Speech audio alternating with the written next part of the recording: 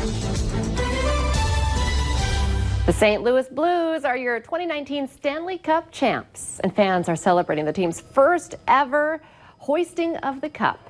The Blues beat the Boston Bruins 4-1 in Game 7 last night. Ryan O'Reilly scored for the fourth straight game, and rookie goalie Jordan Binnington stopped 32 shots. Hi, everyone, and thank you for waking up with us on this Thursday morning. I'm Jordan Schreier here with Lisa Bedeau, and we're just getting started with your news and weather to the top of the hour to help you plan your day. New this morning, Minnesota State troopers say alcohol was involved in a head-on crash that critically injured a Brainerd woman. It happened last night near Haywick in Candy, Ojai County, when a driver crossed the center line and crashed head-on with a semi. 66-year-old George Hooper of Brainerd was not seriously hurt, but his passenger, 67-year-old Janice Hooper, also of Brainerd, is being treated for life-threatening injuries in Minneapolis.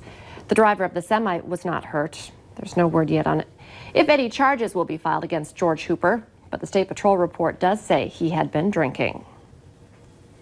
Police are investigating a serious injury crash in Monoman County. The State Patrol confirmed the crash happened around 6 last night between County Roads 3 and 11, which is southeast of the city of Monoman. One source tells Valley News Live that several helicopters were needed to transport the injured, but troopers could not confirm that.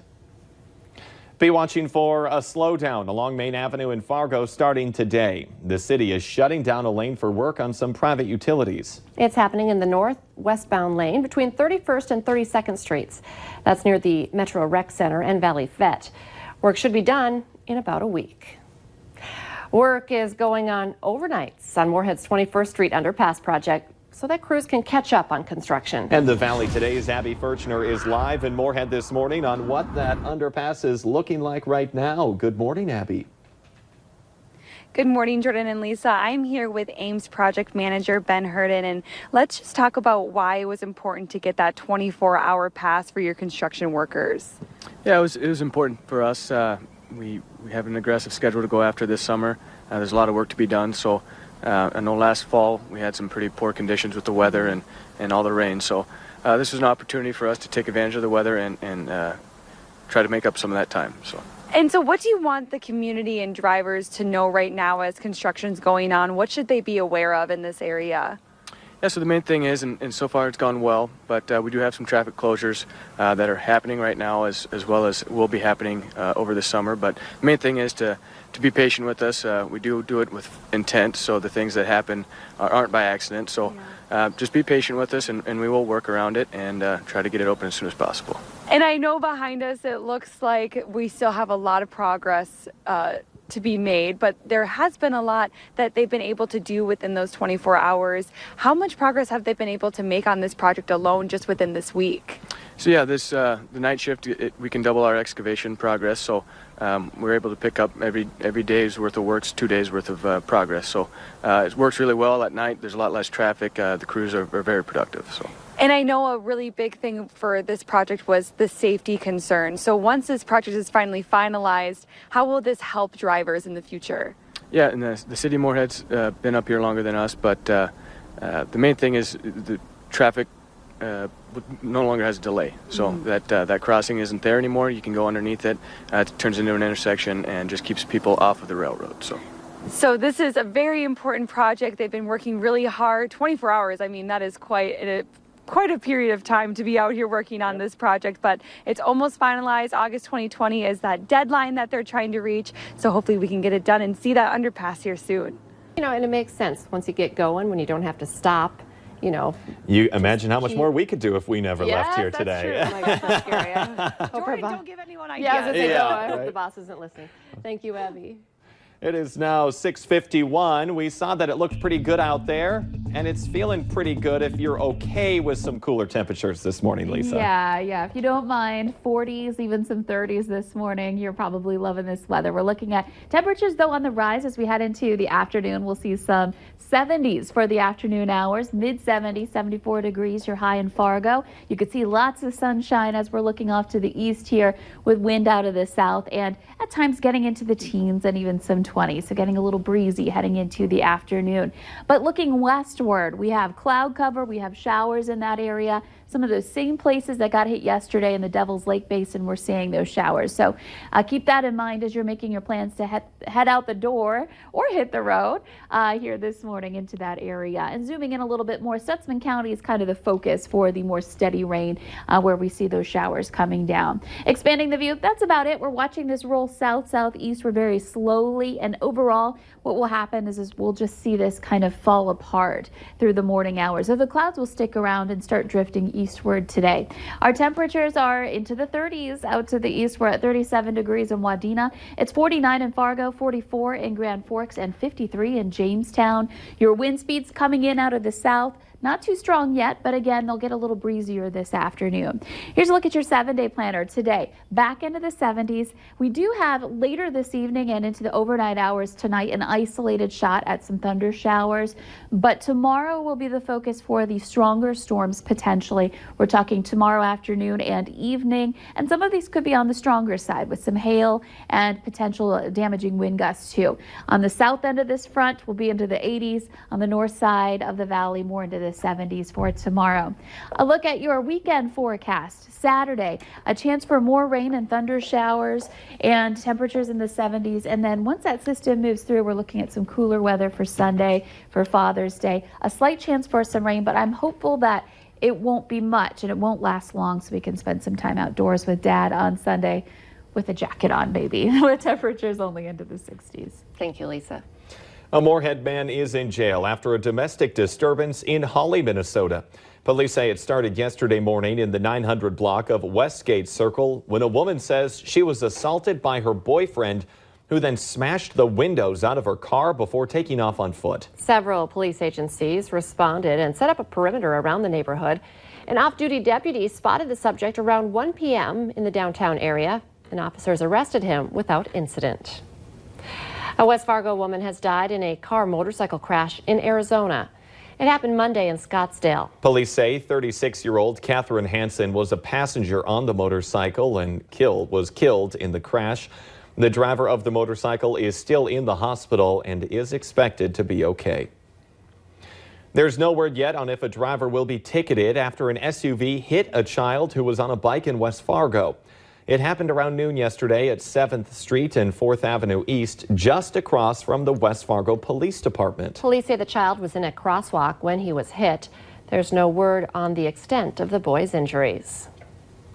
A number of people were hurt in a two-car crash near Island Park in downtown Fargo. The crash happened late yesterday afternoon along 4th Street South. One car had extensive back-end damage, but none of the injuries are serious. A building is destroyed after a massive fire in Mandan, North Dakota. Take a look.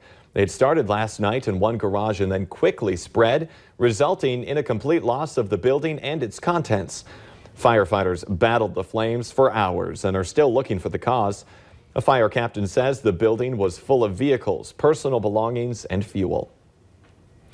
President Donald Trump has approved some disaster declarations in the region. They'll help communities recover from this spring's widespread flood damage.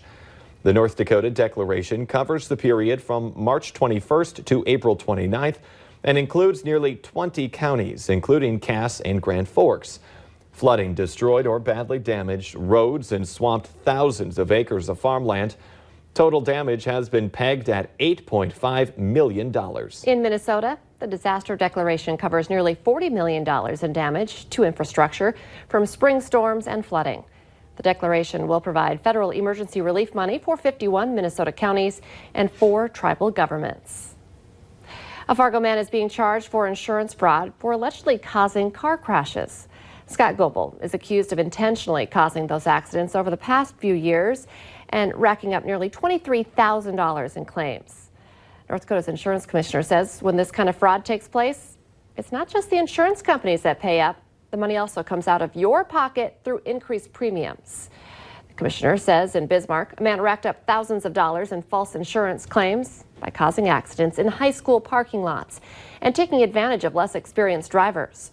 He eventually got caught after bumping into the child of an insurance agent. A woman contacted our whistleblower hotline complaining about some work she wanted done on her house. Carlene Shimke says she's having trouble with a Grand Forks contractor who she says hasn't fulfilled his end of the bargain after receiving nearly $40,000 in payment. She showed Valley News Live contracts for housework with Team Lawn and Landscape and Vaughn Construction. Both companies are owned by Nicholas DeRozier. DeRozier says they've had problems getting subcontractors, but that he is still within his contract. But now the North Dakota Attorney General's office may be getting involved. Shimke says an investigator has requested copies of the contracts she signed. Some people in Grandin, North Dakota are frustrated about constant break-ins at the town's abandoned school gym. They say it's been happening on and off for the last year, no matter how many times the locks are fixed or changed. My main concern is that the kids are in there and it's an old building. They could get hurt. Nobody would know it, for I don't know how, days. The property manager says she never calls police about the break-ins because those responsible are usually already gone. She hopes parents will talk to their kids and start being more aware of where they are at night. Blue Cross Blue Shield is raising money for the United Way with its Eat United food truck feed. The first event of the summer was yesterday and included live music with lots of food from several vendors around the FM area. They're still adding up the money raised, but last year, during their first year, they brought in more than $1,500. If you missed out on yesterday's chow line, you can still hit up the second food truck fundraiser. That's happening August 28th. Let's get the answer now to our question of the morning on Facebook. Here's that question. 28% of dads have one of these. The answer, a favorite chair. I think the percentage is low on that, actually. I think they all have favorite chairs. Yeah. You can play along every weekday morning by heading to our Valley News Live Facebook page. And a cool start to our day. Yeah, we're looking at temperatures still in the 30s in some places in the east, but we'll work our way out of this and we'll end up into the 70s today, which is warmer than yesterday, a high of 74 degrees in Fargo. Now, there are some showers in the west that should be winding down this morning, and then later tonight more start to pop up again. But notice we only have an isolated chance for some rain and thunder for us this evening, and tomorrow will kind of be the big day for rain and storms heading into Saturday as well. And some of those storms on Friday could be strong, so definitely want to stay weather aware as we're heading into the weekend, and we'll be keeping you posted right here and on our VNL weather app. The Today Show and CBS This Morning are just about to start, but the Valley Today rolls on.